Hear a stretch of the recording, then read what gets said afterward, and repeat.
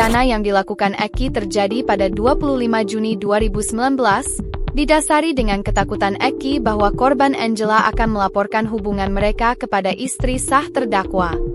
Pembunuhan dilakukan di kamar apartemen Taman Rasuna Said milik Angela.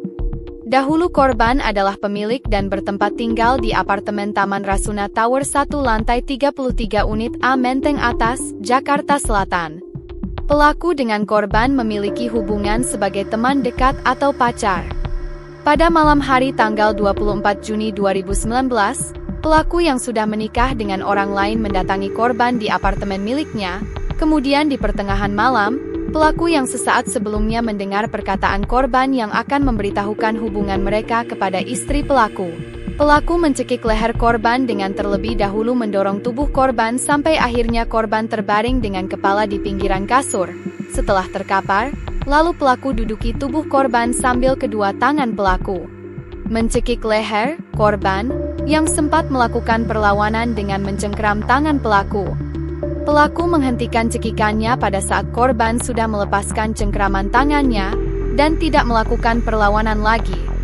Pelaku sempat memeriksa nafas korban sebanyak 3 kali untuk memastikan korban tidak bernafas lagi. Selanjutnya pelaku duduk diam di atas tempat tidur sambil memikirkan apa yang akan dilakukan pelaku terhadap mayat korban. Dan akhirnya sekira jam 6 pagi, pelaku menurunkan korban dari tempat tidur ke lantai. Pada pagi harinya, pelaku yang sudah mencium bau cairan yang keluar dari tubuh korban, mencari cara menghilangkan bau tersebut melalui aplikasi Google, dan selanjutnya pelaku keluar dari apartemen untuk membeli bubuk kopi dari minimarket yang berada di sekitar apartemen tersebut. Setelah mendapatkan bubuk kopi, pelaku meletakkan bubuk kopi tersebut di 4 mangkok, 1 mangkok diletakkan di meja rias, 1 mangkok di lemari baju dan 2 mangkok di lantai. Pelaku kemudian mengambil dompet yang berisikan uang sekitar Rp50.000 dan ATM, serta telepon genggam milik korban. Setelah itu pelaku buka jendela dan menyalakan AC, dengan tujuan supaya apabila ada bau tidak sedap bisa kesedot keluar. Kemudian pelaku mengunci pintu kamar tersebut, dan pulang meninggalkan apartemen. Telepon genggam korban tersebut, setelah pelaku lepas kartunya dibuang di tol Jatiasih, berikut dompet korban. Namun kartu ATM milik korban tetap pelaku pegang karena terpikir oleh pelaku akan digunakan. Pelaku telah mengambil uang di dalam rekening korban menggunakan ATM korban selama 7 hari, dengan total kurang lebih Rp120 juta di ATM BCA Epicentrum, yang kemudian uang tersebut pelaku gunakan untuk foya-foya, jalan-jalan dan bayar pajak mobil. Setelah 2 minggu meninggalkan korban di apartemennya, pelaku mendatangi kembali apartemen tersebut untuk melakukan pengecekan dari luar kamar, dan setelah itu pelaku mengambil sertifikat apartemen milik korban di salah satu kamar apartemen tersebut. Pada awal bulan Juli 2019 pelaku membuat akta jual beli fiktif antara pelaku dan korban dengan cara memalsukan tanda tangan korban.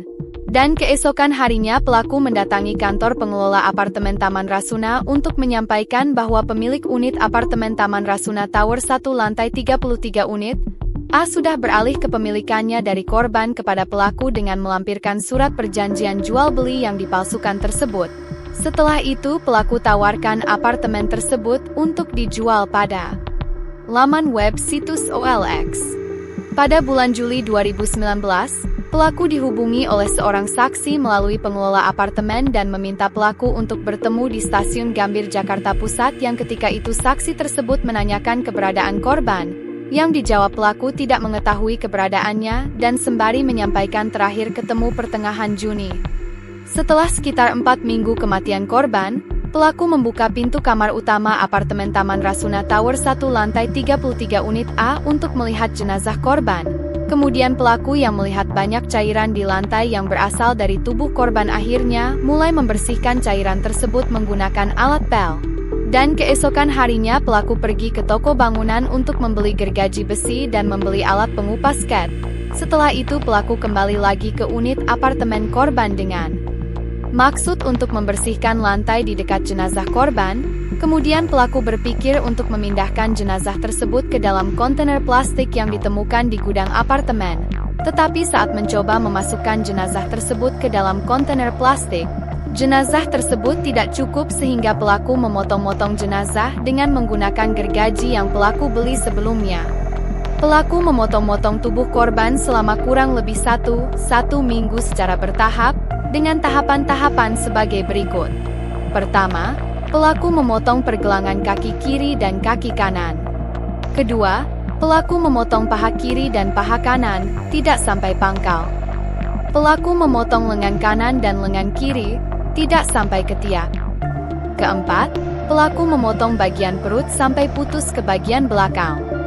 Setelah pelaku selesai memotong satu bagian, hasil potongan kecil langsung pelaku masukkan ke dalam kontainer plastik, sedangkan potongan yang besar pelaku masukkan ke dalam plastik sampah warna hitam, di mana hasil potongan tersebut bagian besarnya adalah pertama bagian perut ke kepala, kedua bagian perut ke pangkal paha, ketiga bagian kaki kiri dan keempat bagian kaki kanan. Selanjutnya potongan-potongan tubuh korban tersebut dimasukkan ke dalam kantong plastik, lalu kantong plastik tersebut oleh pelaku dimasukkan ke dalam kontainer plastik dan selanjutnya pelaku mengambil tanah dari pot bunga di balkon apartemen dan menaruhnya ke dalam kontainer untuk menutupi potongan tubuh yang besar tersebut. Lalu pelaku menaburi bubuk kopi di pinggiran kontainer plastik bagian dalam supaya tidak bau, kemudian melakban pada bagian penutup kedua kontainer tersebut, yang kemudian oleh pelaku dibiarkan berada di dalam kamar utama.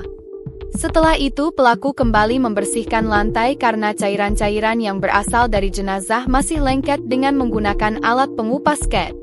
Setelah memotong-motong jenazah korban, pelaku tidak tinggal di apartemen tersebut, namun pelaku sesekali datang ke apartemen untuk membersihkan unit apartemen dan mengecek apakah baunya sampai keluar atau tidak.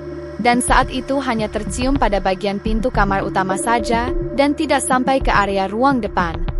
Pelaku dihukum penjara seumur hidup dalam kasus ini.